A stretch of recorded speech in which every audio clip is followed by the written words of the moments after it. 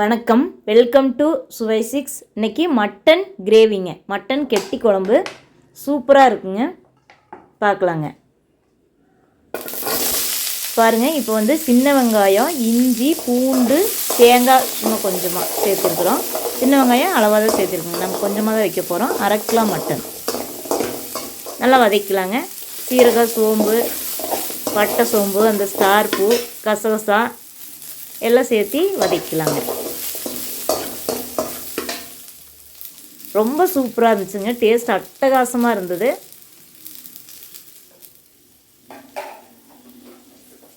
இப்போ நல்லா வதங்கி வந்துருச்சு. இப்போ கறி மசாலா தூள் சேர்த்துக்கலாம். கறி மசாலா தூள் தான் அதிகமாக சேர்த்துறேன். அதுக்கப்புறம் குழம்பு மிளகாய் தூள் சும்மா கொஞ்சமாக சேர்த்துறேன். இது 2 தூளுமே வீடியோ ஏற்கனவே இருக்குதுங்க, பாருங்கள். இது வந்து நான் வருஷத்துக்கு ஒருக்காக தான் அரைப்பேன், அதனால் ஒரே ஒரு வீடியோ தான் கொடுத்துருக்குறேன். பாருங்கள், குழம்பு மிளகாய் தூள் கறி மசாலா தூள்னு அடிச்சிங்கனாவே வரும். பாருங்கள், கறி மசாலா தூள் தான் அதிகமாக சேர்த்தணும்.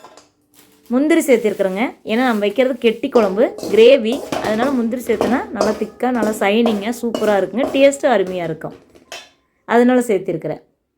இப்போ வந்து குக்கர் அடுப்பில் வச்சுட்டு அடுப்பு பற்ற வச்சுக்கலாம். மசாலா வந்து அரைச்சி வச்சுருக்கிறோம். உப்பு அதுக்கு தனியாக போடணும். இப்போ மட்டன் வறுக்கும் போது மட்டனுக்கு கொஞ்சம் சேர்த்திக்கலாம் உப்பு.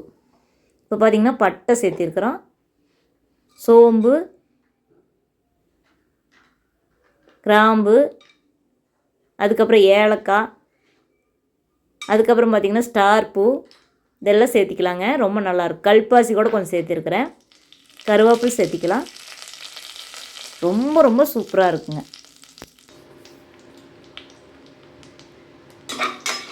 மட்டன் குழம்பு தண்ணி குழம்பு வைப்போம். இந்த மாதிரி எப்போயாவது மட்டன் கிரேவி கெட்டி குழம்பாக வைப்போம். செம்ம சூப்பராக இருக்கும். இப்போ மட்டனை போட்டு உப்பு மஞ்சத்தூள் போட்டு நல்லா பெரட்டி விட்டுக்கலாம். அப்போ மட்டன் வந்து பாத்திரத்தில் பிடிச்சிருந்தா கூட உப்பு வந்துடும்.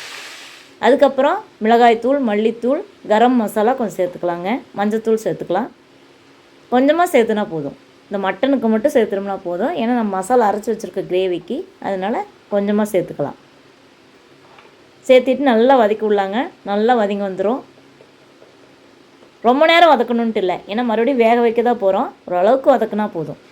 ஒரு 3 நிமிஷம் அந்தளவுக்கு வதக்குனாவே போதுங்க. அதுக்கு மேலே வதக்கினோம்னா மட்டன் கறி வந்து ஹார்டாயிரும். சாப்பிட்டா வேணுன்னா ஸ்டாப் பண்ணிக்கணுங்க. ரொம்ப நல்லா வதக்கணுங்கிறது இல்லை. அந்த மசால் பிடிச்சா போதும், உப்பு மசால் பிடிச்சதுன்னா போதும். இப்போ வந்து நம்ம கிரேவிக்கு மசாலா அரைச்சி வச்சது ஊற்றுறோம். இதுக்கு தனியாக உப்பு போட்டுக்கலாங்க. நான் அப்படி தான் சேர்த்துவேன். நீங்கள் மொத்தமாக போடுறதுனால போட்டுக்கலாம். நான் அப்படி போட்டால் தான் கரெக்டாக வருங்க. என்னை பொறுத்த வரைக்கும் என்னோடய மெத்தட் அது. தண்ணி தேவையான அளவுக்கு வச்சுக்கலாங்க. குக்கரில் செய்கிறோம், அதனால் தண்ணி அளவாக தான் வைக்கணுங்க. ஏன்னா நம்ம ஊற்றுற தண்ணி அப்படியே தான் இருக்க போகுது. கொஞ்சம் தான் குறைஞ்சிருக்கும். இதே பாத்திரமாக இருந்துச்சுன்னா இன்னும் கொஞ்சம் நிறையாவே ஊற்றிக்கிங்க. அப்புறம் நல்லா சுண்டி வரும்போது கரெக்டாக இருக்கும்.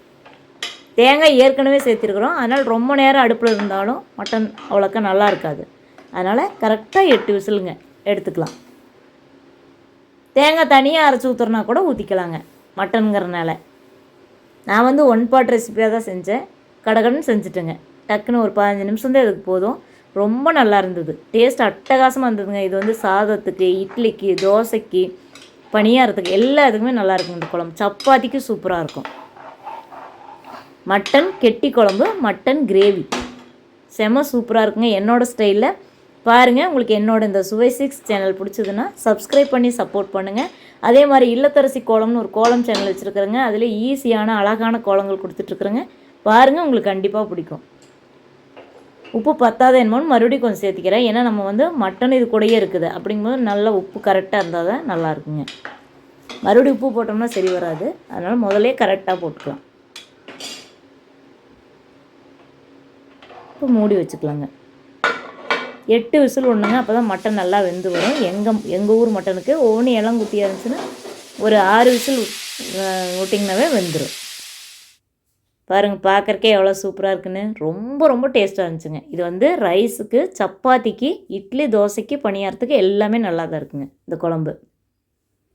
மட்டன் கெட்டி குழம்பு, மட்டன் கிரேவி. இந்த வீடியோ பிடிச்சதுன்னா ஒரு லைக் பண்ணுங்கள். இந்த சேனல் பிடிச்சதுன்னா சப்ஸ்கிரைப் பண்ணி சப்போர்ட் பண்ணுங்கள். இந்த சேனலில் எனக்கு தெரிஞ்ச ஈஸியான நல்ல நல்ல ரெசிபீஸ் கொடுத்துட்ருக்குறேங்க. இனிமேலும் கொடுப்பேன். தொடர்ந்து சப்போர்ட் கொடுங்க. சப்ஸ்கிரைப் பண்ணலினாலும் சப்ஸ்கிரைப் பண்ணிக்கோங்க. தேங்க்யூ ஃபார் வாட்சிங்.